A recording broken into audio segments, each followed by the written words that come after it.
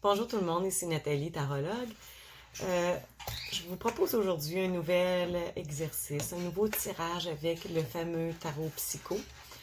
Dans le fond, ce qu'on va faire présentement, c'est qu'on va demander au tarot psycho où est-ce qu'on en est rendu dans notre cœur, dans notre tête et dans notre ventre. Au niveau du ventre, des émotions et de tout ce qu'il y a dans le ventre. Donc, on va se poser les pieds bien ancrés au sol et on va se grounder, se calibrer avec la terre. Vous pouvez imaginer qu'il y a des racines qui sortent de vos pieds et qui vont s'enfoncer dans la terre jusqu'au noyau terrestre pour fusionner avec l'énergie de la terre. Ça se peut que vous sentiez des picotements sous les pieds, c'est normal. Mais pour être bien placé, bien ancré, les pieds bien posés au sol. Et on va se concentrer sur cette question. Où en suis-je dans mon ventre, dans mon cœur et dans ma tête?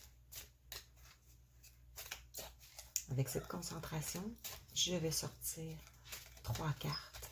Restez concentrés sur la question. Je vous dirai quand les cartes seront sélectionnées. Je vais les placer pour que vous les voyez. Alors, où en suis-je dans mon ventre, dans mon cœur et dans ma tête?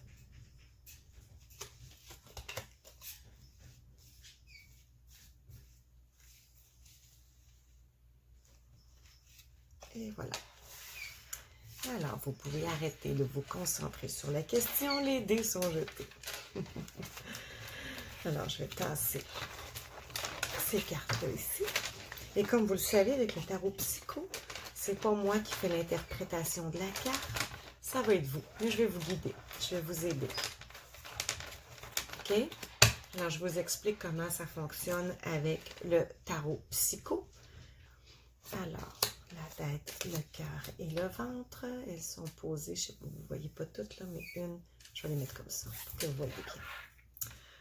La tête, le cœur, le ventre. Donc, voilà, c'est que je vais vous montrer la carte et je vais essayer de la placer dans l'écran de façon à ce que le focus se fasse vraiment sur la carte et non sur mes mains ou ma grosse face en arrière. Et vous mettrez à ce moment-là la vidéo sur pause pour bien regarder la carte. Ayez avec vous un papier et un crayon. Mon perroquet qui se mêle de la conversation, encore et toujours. Ceux qui sont habitués à mes vidéos vont reconnaître mon beau Rico. Donc, voilà. Donc, vous prenez un papier et un crayon et vous notez, ce que vous voyez. Les personnages, l'action, s'il y a des détails qui vous sautent aux yeux, OK? Allez pas chercher tout. Allez chercher ce qui vous saute aux yeux. Et ensuite, on fera le lien. Je vous poserai la question, en quoi est-ce que ça ressemble à ce qui se passe dans ta tête, dans ton cœur ou dans ton ventre? Imaginez que vous êtes un puits, OK? Et qu'il y a un seau qui descend dans votre tête pour y puiser votre expérience la plus importante. Je vous montre la première carte.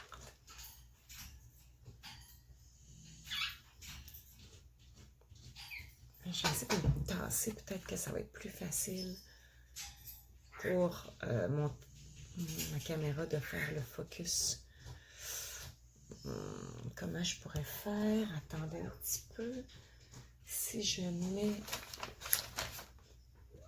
une feuille derrière, peut-être que ce sera plus facile. Ah, voilà.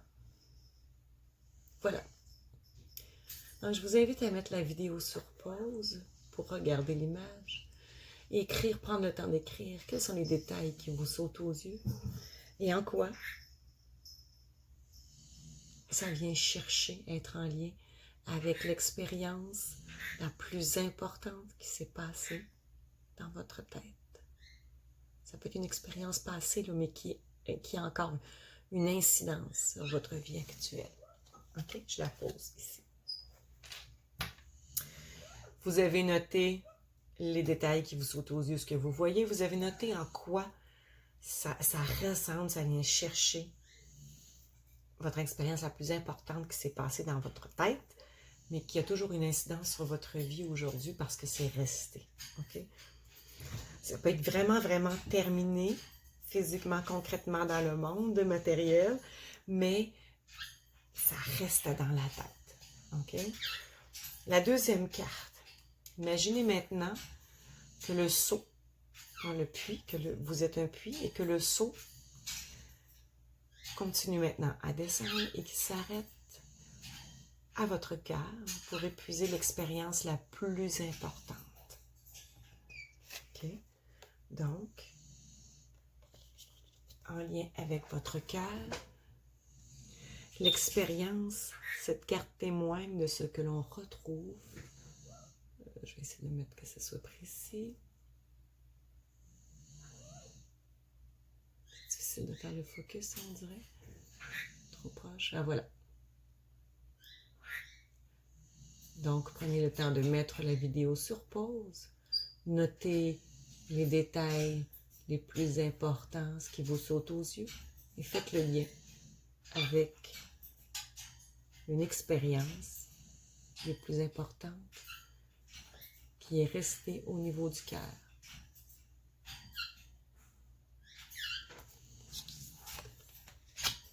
Maintenant que ces deux cartes-là sont faites, allons-y avec la dernière carte.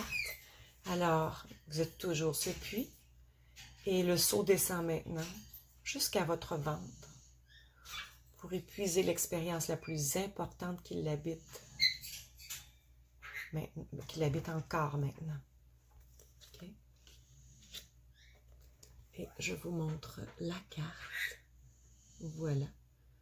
Alors, je vous invite à mettre la vidéo sur pause pour noter ce que vous voyez, ce que vous y décelez, les détails qui vous sautent aux yeux. Et en quoi il y a un lien avec ce qui se passe, ce qui s'est passé au niveau du ventre.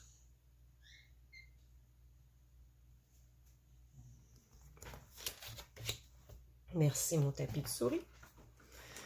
Alors maintenant que ceci est fait, en fait, comme je vous dis, moi je peux pas aller vous interpréter vos cartes pour vous parce que c'est vraiment personnel. Je peux vous guider un peu dans le sens que celle-là ici, ça semble être un funambule. Est-ce que ça parle d'équilibre? Est-ce que, là, je vous pose des questions, mais la réponse peut être non, c'est vous qui savez. Là. Est-ce que ça parle d'être capable de trouver l'équilibre sur un fil qui n'est pas stable? Est-ce que c'est... oui, l'équilibre est difficile à garder, mais on a vraiment des bons bâtons qui nous soutiennent et qui nous aident à garder notre équilibre. Est-ce que c'est je me sens comme un clown en spectacle tout le temps en équilibre sur ce fil-là? Est-ce que c'est je suis en train de faire quelque chose d'extraordinaire? J'ai l'impression que je suis en train de faire quelque chose d'extraordinaire, qu'il n'y a pas de public, il n'y a personne pour me regarder. Alors, ça peut être plein de choses. Ici, c'est plus au niveau du cœur. Alors, il y a quelque chose qui est en feu, il y a une marmite de feu. Il y a une tête de mort ici. Ici, ce sont des ailes ou des... Est-ce que ce sont des ailes? Est-ce que c'est une couronne de laurier? Alors, est-ce que ce feu-là est bon pour vous? Est-ce que ce feu-là, au contraire, consume? Est-ce qu'il consume faire quelque chose de difficile, mais en même temps, est-ce que cette tête de mort-là est vraiment difficile pour vous?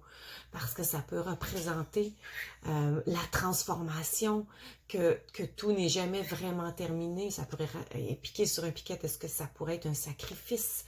Est-ce que c'est... J'ai plusieurs bâtons, obstacles à traverser pour aller vers les feuilles de laurier, la couronne de laurier ou les ailes. Est-ce que, bon voilà, est-ce que j'ai plusieurs épreuves à traverser, mon cœur aussi, ça peut être plusieurs routes. Alors, il peut y avoir plusieurs choses. Ici, celle-là, alors c'est plus au niveau du ventre. c'est drôle parce que moi, au niveau du vent, ce qui m'a sauté aux yeux, c'est les faufounes du cheval. Mais c'est un chevalier avec une trompette qui claironne. Il affiche vraiment tous ses...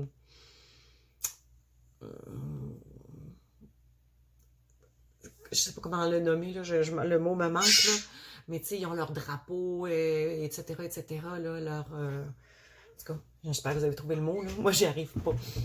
Alors, voilà. Éclaironne, c'est beaucoup des losanges, il y a beaucoup des carrés. C'est beaucoup, est-ce que ce sont des cellules? Est-ce que ce sont des fibres musculaires? Le ventre est caché par une grande jupe. Est-ce que c'est plutôt que c'est glorieux, ça sort, ça évacue, parce qu'il claironne, il nomme, il garde pas les choses en dedans, il s'affiche ouvertement. Alors, en quoi c'est en lien avec ce qu'il y a dans votre ventre? Alors, c'est ça, le tarot psycho. C'est que c'est vous qui possédez les réponses. Moi, je peux vous guider dans différents tirages, mais c'est vous qui possédez les réponses et vous pouvez faire ce genre de tirage-là avec n'importe quel jeu de tarot qui vous inspire. C'est sûr qu'avec le tarot de Marseille, je vais vous le montrer un petit peu, avec le tarot de Marseille qui est très, très, très fort sur les symboliques, c'est beaucoup plus difficile quand on connaît le tarot. Parce que chaque couleur, chaque position du personnage, c'est un des tarots les plus anciens, les plus conformes au premier tarot. Donc, les positions, les couleurs, comme je vous disais, c'est en haut, c'est en bas, c'est à gauche, à droite, les pieds sont tournés vers où. Alors, tout est très symbolique. Alors, quand on connaît le tarot, c'est difficile de se décrocher de cette symbolique-là pour aller faire du tarot psycho.